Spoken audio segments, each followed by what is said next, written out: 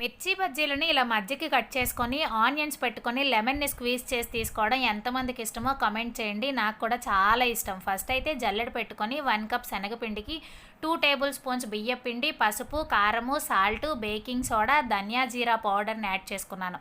అలా యాడ్ చేసుకొని జల్లించుకున్న తర్వాత బాగా వేడిగా ఉన్న 1 స్పూన్ ఆయిల్ని కూడా యాడ్ చేసుకొని వాటర్ యాడ్ చేసి లంప్స్ ఏమీ లేకుండా కలిపి పక్కన పెట్టుకున్నాను.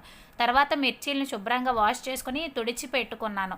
అందులోకి స్టఫింగ్ కోసం వాము, జీలకర్ర, ధనియా పౌడర్ని అయితే సాల్ట్ యాడ్ చేసుకొని స్టఫింగ్ పెట్టుకొని మిగిలిపోయిన స్టఫింగ్ పౌడర్ను కూడా శనగపిండిలో యాడ్ చేసుకున్న తర్వాత ఇలా మిర్చీలను శనగపిండిలో డిప్ చేసుకొని బజ్జీలు వేసుకున్నాను. టేస్ట్ చాలా బాగుంటాయి కదా, ఎస్పెషల్లీ మన తెలుగు 2 స్టేట్స్ వారికి చాలా ఇష్టం ఇది.